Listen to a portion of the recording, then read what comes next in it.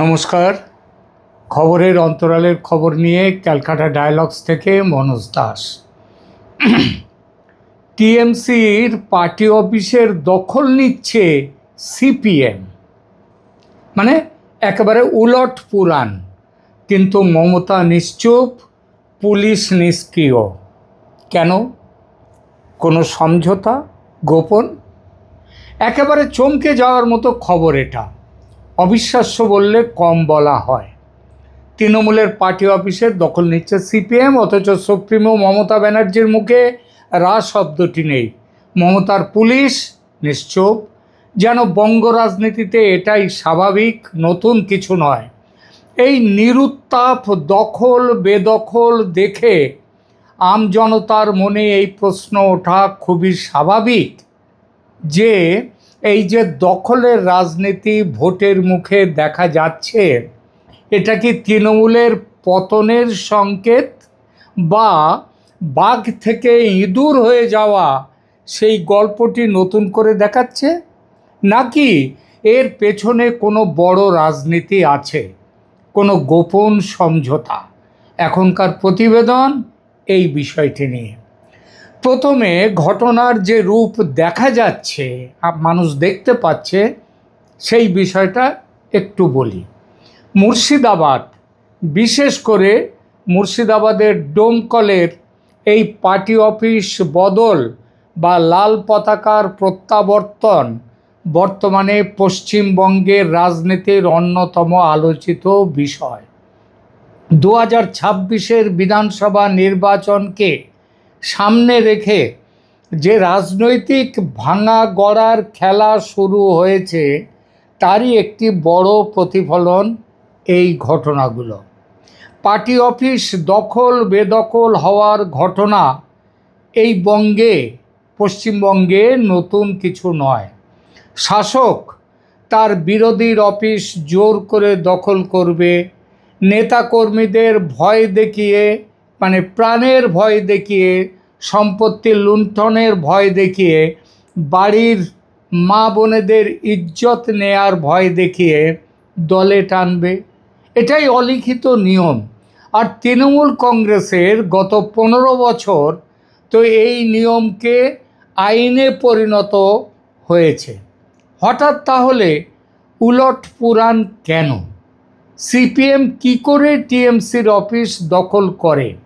এই ঘটনা যে শুধু মুর্শিদাবাদের ডোমকলে হচ্ছে তা নয়, আরও বেশ কিছু জায়গায় এই ঘটনা ঘটার খবর এসেছে। মানে এখানে যে শেষ হয়েছে তা নয়, আরও জায়গা থেকে আসার সম্ভাবনাও উড়িয়ে দেয়া যায় না। এ পর্যন্ত তৃণমূলের অফিস বামেদের দখলে চলে যাওয়ার একটা জেলা ভিত্তিক তালিকা যতটা পেয়েছি দিচ্ছে আপনাদেরকে। মুর্শিদাবাদ বাদ দিলেও আরও কিছু জেলায় এই প্রবণতা লক্ষ্য করা যাচ্ছে।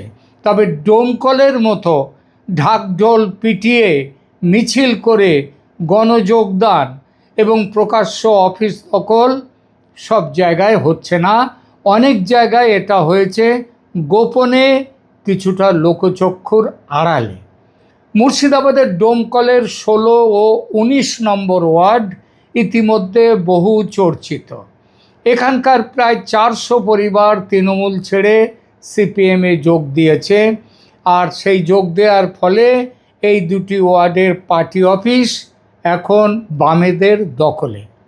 মুর্শিদাবাদ জেলারই জলঙ্গি ও রানীনগরেও এমন ঘটনা ঘটেছে। সেখানকার বিধায়ক আব্দুর রাজ্জাক তৃণমূল ছাড়ার পর বেশ কিছু স্থানীয় কার্যালয়, মানে পার্টি অফিস, এখন বাম ও কংগ্রেস দলের দখলে। নদিয়া জেলার সেখানেও এই ঘটনা ঘটেছে। নদিয়া জেলার কালীগঞ্জ ও তেহট্টয় এখানেও সংখ্যালঘু ভোটের দল বদলের ফলে বেশ কিছু ছোট অফিস আবার বামেদের দখলে চলে এসেছে। বাঁকুড়া জেলার কতুলপুর ও সোনামুখী তৃণমূলের গোষ্ঠীদ্বন্দ্বের সুযোগ নিয়ে বামেরা তাদের হারানো অফিসগুলো দখলে নিয়ে রং করতে শুরু করেছে। উত্তর 24 পরগনার মিনাখা ও হাড়োয়া মানে তৃণমূলের একেবারে দুর্গ, সংখ্যালঘুরা সেখানে মানে প্রচণ্ড সংখ্যাগুরু। আইএসএফের সঙ্গে বামেদের জোটের প্রভাবে বেশ কিছু জায়গায় তৃণমূলের কর্মীরা নিষ্ক্রিয় এবং বামেরা আইএসএফকে নিয়ে সক্রিয়। পার্টি অফিসে ঘাসফুলের জায়গায় কাস্তে হাতুড়ির পতাকা উঠেছে, আইএসএফের পতাকাও উঠেছে কয়েকটি জায়গায়। হুগলি জেলার আরামবাগ ও খানাকুল একসময় বামেদের দুর্গ ছিল। এই দুর্গে নিচুতলার অনেক তৃণমূল কর্মী পুরনো ঘরে ফিরছেন, পার্টি অফিসের পতাকা বদলও হয়েছে। এবার আসি, এই অসম্ভব কিভাবে ও কেন নির্বিবাদে সম্ভব হচ্ছে সেই আলোচনায়। কেউ কেউ এই ঘটনাকে বলছেন দলত্যাগীদের ঘর ওয়াপসি, যারা 2011 বা 2016 ভোটের পর প্রাণ ভয়ে বা চাপে পড়ে সিপিএম ছেড়ে তৃণমূলে গিয়েছিলেন, তারা এখন আর বর্তমান নেতৃত্বের সঙ্গে, তৃণমূল নেতৃত্বের সঙ্গে তাল মেলাতে পারছেন না। তাছাড়া তৃণমূলের বাজার খারাপ দেখে তারা অনেকেই আবার পুরনো জলে ফিরে আসছেন। অনেক জায়গায় তৃণমূলের স্থানীয় নেতারা আবাস যোজনা ও অন্যান্য নানা রকমের দুর্নীতির অভিযোগে এতটাই বিদ্ধ যে মানুষ আবার সিপিএমের সেই ক্যাডার ভিত্তিক অনুশাসনে ফিরতে চাইছে। কারো মতে নিচুতলায় সাধারণ মানুষের তৃণমূলের প্রতি জনরোষের বহিঃপ্রকাশ এটা। ডোমকলের ঘটনায় দেখা গেছে সাধারণ মানুষ উপযুক্ত সম্মান না পাওয়ার অভিযোগ তুলে তৃণমূল ত্যাগ করছেন, সিপিএমে যোগ দিচ্ছেন। এই সাধারণ মানুষরা অবশ্য প্রায় সবাই সংখ্যালঘু সম্প্রদায়ের মানুষ। এই স্বতঃস্ফূর্ত বিদ্রোহ আপাতত এই অসম্ভব কাজকে মানে তৃণমূলের পার্টি অফিসে রাতারাতি সিপিএমের পার্টি অফিসে পরিণত হওয়ার কাজকে সহজ করে দিচ্ছে। আবার কারো মতে এটা দুই দল মানে তৃণমূল ও সিপিএমের বা তৃণমূল ও কংগ্রেসের মধ্যে গোপন আতাতের ফল। কোন গোপন আতাত, কোন গোপন কৌশল? আমার মতে এর পেছনে মূলত 3টি কৌশল কাজ করছে। 1, হুমায়ুন কবিরের দল ও মিমকে আটকানো।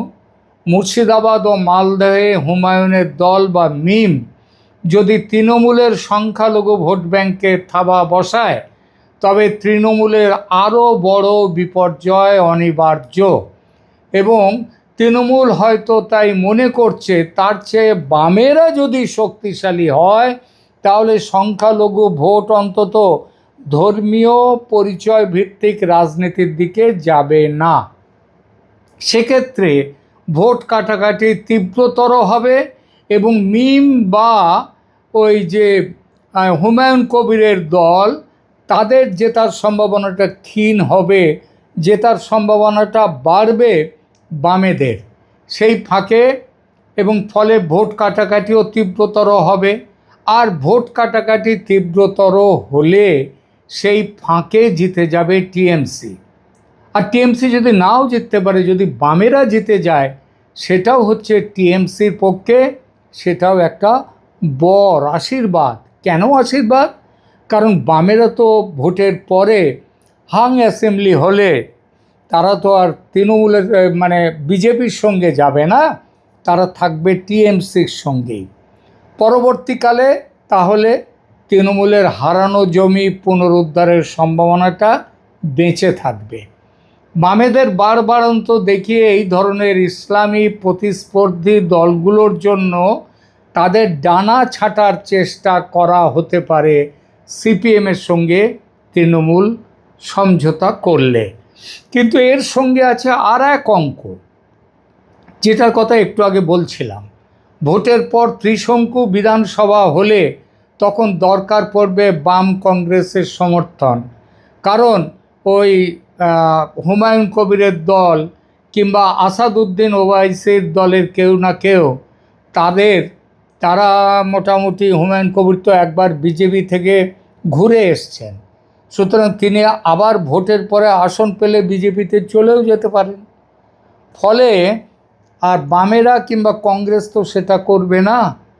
ফলে দুই ফুলের কোনো ফুল মানে ঘাসফুল এবং পদ্ম ফুল তারা যদি 148টা বিধানসভা আসন না পায় কেউই, তখন অগতির গতি হবে বাম কংগ্রেস। সেই অগতি অবশ্যই টিএমসি, কারণ তারা ওই বাম এবং কংগ্রেস বিজেপিকে সাপোর্ট দিতে পারে না।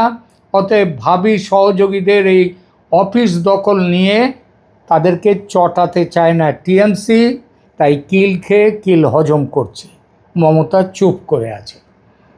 বিজেপি এবং বামেদের মধ্যে ভোট কাটাকাটির অঙ্ক কষেই অনেক সময় শাসক দল বামেদের স্পেস ছেড়ে দেয়। যদি বামেরা বেশি ভোট পায় তবে বিজেপি দুর্বল হবে, কারণ বামেদের বেশি ভোটের একটা অংশ হিন্দু ভোটও হতে পারে। সুতরাং এই তত্ত্ব তৃণমূলের দীর্ঘদিনের কৌশল। ডোমকলের বা অন্যান্য জায়গার এই চিত্রটি আসলে একটি টেস্ট কেস। তৃণমূল যদি মনে করে বামেদের উস্কে দিয়ে তারা অন্য বড় বিপদ এড়াতে পারবে, তবে সেটি তারা করবেই। কারণ বামেদের এই অফিস দখল যদি সাধারণ মানুষের ক্ষোভের বহিঃপ্রকাশ হোক আর নাই হোক, এটা তৃণমূলের সাথে তাদের ভবিষ্যৎ যে একটা সেটিং আঁতাত, সেই আঁতাতের সাথে মিল রেখেই তাদের বিরুদ্ধে কিছু বলছে না।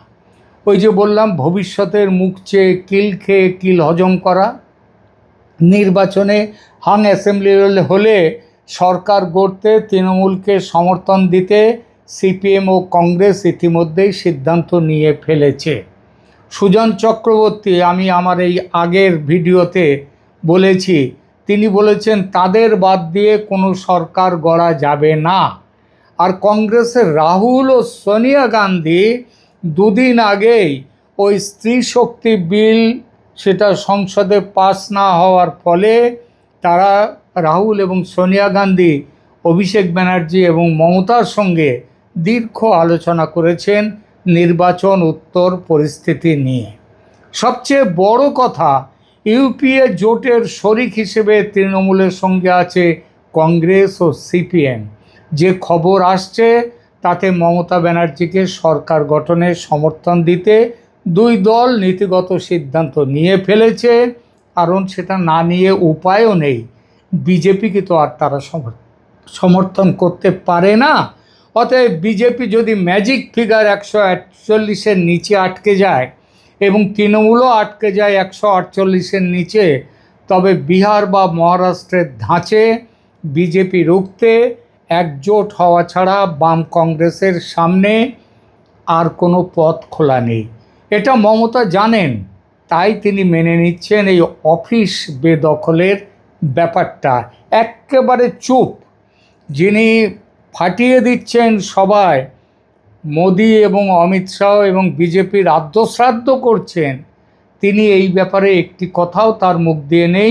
এমনকি সিপিএম এবং কংগ্রেসের বিরুদ্ধেও গত অন্তত 20-25টি সভাতে তিনি, পিসি এবং ভাইপো, তারা কেউ ওই সিপিএম কংগ্রেসের বিরুদ্ধে একটি কথা বলছেন না। এবার আসি পুলিশ কেন ব্যবস্থা নিচ্ছে না সেই ব্যাপারে। অনেক ক্ষেত্রেই দেখা যায় যে বাড়িতে পার্টি অফিস চলে সেই বাড়ির মালিক নিজেই তৃণমূল ছেড়ে বামেদের ঝান্ডা হাতে নিয়েছে। ফলে মালিকের অনুমতি থাকলে পুলিশ আইনিভাবে উচ্ছেদ করতে পারেন না। কিভাবে, কোন পথে উচ্ছেদ করতে পারে না? আইনি পথে। যদিও মমতা জমানায় পশ্চিমবঙ্গ পুলিশের আইনের শাসন মানার খুব একটা পরিচয় পাওয়া যায় না। এখন ভোটের বাজারের হাওয়া বুঝে পুলিশের মনে পড়েছে আইনের একটা বই আছে, সেই বইয়ে পুলিশের কি করা উচিত কি করা উচিত নয় সেটা বলা আছে। এতদিনে তাদের মনে পড়েছে সেটা 15 বছর মমতার শাসন চলার পর, এবং 15 বছর দীর্ঘ চটি চাটার পরে আজকে পুলিশের মনে পড়ছে আইনের বইয়ের কথা। আরেকটি কারণ হচ্ছে কড়া নির্বাচন কমিশন। বেঙ্গল পুলিশের গায়ে ওই যে বললাম চটি চাটার স্ট্যাম্প এত পাকাপাকি পড়ে গেছে যে খাড়া উঁচিয়ে বসে আছে কমিশন। এমন অবস্থায় টিএমসির হয়ে কে যাবে ফালতু ঝামেলায়? যা করে করুক ওরা। তাছাড়া টিএমসি তো আর পুলিশের কাছে নালিশ করছে না, তাহলে কেন যাবে পুলিশ? আর তাই মমতা ব্যানার্জির জমানায় ভোটের আবহে নতুন ছবি দেখছে এই পশ্চিমবঙ্গ। এ থেকে সাধারণ ভোটার কী বার্তা পাচ্ছে? একটা নয়, বেশ কয়েকটি বার্তা। প্রথমত, হাতি পাঁকে পড়েছে, ওঠার সম্ভাবনা খুব কম। ওই যে জনসভায় মোদি অমিত শাহের আদ্যশ্রাদ্ধ করছেন মমতা, সেটা হাতির বিরুদ্ধে হাতির যুদ্ধের হুঙ্কার নয়। হাতি যুদ্ধের হুঙ্কার দিচ্ছে না, ওটা বাঁচার জন্য আর্তনাদ করছে। দ্বিতীয়ত, পাঁক থেকে হাতিকে ওপরে টেনে তোলার ক্ষেত্রে একমাত্র ভরসা এখন সিপিএম কংগ্রেস। মমতা এবং অভিষেকের ওই যে বললাম বিগত 20-25 দিনের ভাষণ আমি গভীরভাবে ফলো করেছি। একটা জায়গাতেও সিপিএম কংগ্রেসের বিরুদ্ধে একটা ছোট্ট বাক্য নেই। গুলি গোলা সব মজুত করা হয়েছে, ছোড়া হচ্ছে বিজেপির দিকে। এর মানে একটাই, গোপন সমঝোতা হয়ে গেছে, যাকে বলে সেটিং। এতদিন সিপিএম বলতো মোদি মমতার সেটিং, আজকে হয়ে গেছে মোদি মমতা নয়, সিপিএম এবং টিএমসির সেটিং, কংগ্রেস এবং টিএমসির সেটিং। বাঙালির কাছে মূল শত্রু এখন, এবং কংগ্রেস এবং সিপিএমের কাছে তো বটেই, যে মূল শত্রু এখন মমতা ব্যানার্জি নয়, তাদের মূল শত্রু এখন মোদি। তৃতীয়ত, ধর্মীয় মেরুকরণ প্রতিদিন আরও ব্যাপক হচ্ছে। ঘুষ, দুর্নীতি, চাকরিচুরি, চটিচাটা পুলিশ ও প্রশাসন, সব অভিযোগ পেছনে চলে গেছে, চাপা পড়ে গেছে। রাজনীতি এসে দাঁড়িয়েছে পুরোপুরি ধর্মীয় বিভাজনে। মুসলিম ভোটারের কাছে তৃণমূলকে জেতানো আর প্রায়োরিটি নয়, প্রায়োরিটি হলো, খেয়াল করবেন কথাটা, মুসলিম ভোটারের কাছে তৃণমূলকে জেতানো আর প্রায়োরিটি নয়, প্রায়োরিটি হলো বিজেপিকে হারানো। আর তার জন্য যেখানে বিজেপির বিরুদ্ধে যে প্রার্থী সবচেয়ে শক্তিশালী, তার পক্ষে যাবে মুসলিম ভোট। সে টিএমসি হতে পারে, সিপিএম আইএসএফ হতে পারে, বা কংগ্রেস হতে পারে। এদের পরে পছন্দের তালিকায় আসবে হুমায়ুনের পার্টি, ওয়াইসির পার্টি, যদি একান্তই এদের নাম আসে, এদের কোনো গুরুত্ব আসে। অন্যদিকে হিন্দু ভোটার, সে কম রেড হোক বা বেশি রেড হোক, হাত হোক বা পাত হোক, এটা বুঝে গেছে এদের যাকেই ভোট দেওয়া হোক না কেন, সব ভোট আলটিমেটলি গিয়ে পড়বে মমতা ব্যানার্জির বাক্সে। এটা হিন্দু ভোটাররা বুঝে গেছে। সুতরাং তারা সাবধান হচ্ছে বঙ্গের হিন্দু ভোটার, যাতে বাঁচার তাগিদে হিন্দু ভোটারের ভোট বিজেপির বাক্সে পড়ে, সেই ব্যাপারে তারাও প্রতিজ্ঞাবদ্ধ হচ্ছে। এখনকার মতো এই পর্যন্ত। ভালো থাকবেন, ধন্যবাদ।